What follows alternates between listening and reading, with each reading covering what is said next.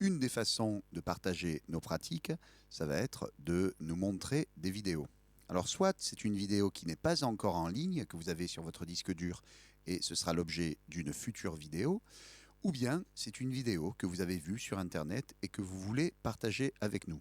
Ici, je vais partager une vidéo YouTube. Alors, la polémique, ce n'est pas forcément dans cette vidéo qu'on va l'aborder. Le forum, en tout cas, propose simplement de partager une vidéo YouTube. Comment est-ce que je vais faire?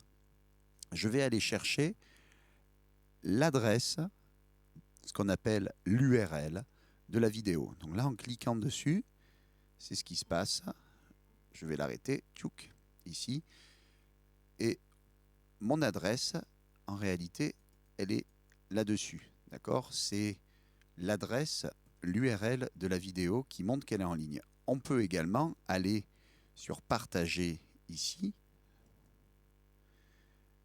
Et je peux très bien copier ce lien.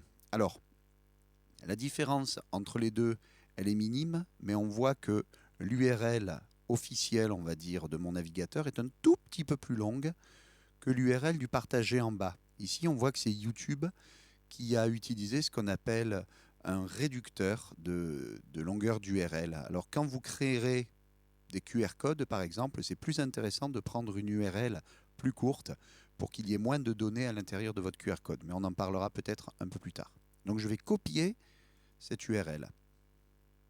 Je peux également demander si, par exemple, la technique dont je veux parler se trouve à partir de la 3e, 4e minute. Je vais laisser défiler, par exemple, la musique ou le temps jusqu'à, par exemple, 1 minute 40, 5, partager, et dire à l'intérieur de mon partage démarrer à partir de 1 minute 44. Et vous voyez qu'en fait, ça fait tout seul, ça change un petit peu. Bon, là, on va le faire simplement. Je copie simplement cette URL et je me rends à ce moment-là sur le forum qui est ouvert à l'intérieur d'un autre onglet de mon navigateur.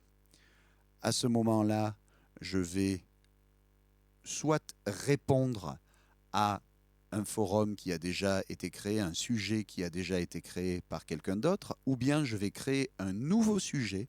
C'est ce que je vais faire ici. Je vais créer un nouveau sujet et je vais marquer tuto débutant, insérer une vidéo YouTube. À ce moment-là, donc ça c'était le titre de mon sujet. À l'intérieur de mon sujet, je vais aller cliquer sur l'icône de YouTube. Et à ce moment-là, j'ai une petite fenêtre qui s'ouvre et je vais coller, donc un clic droit, coller, insérer.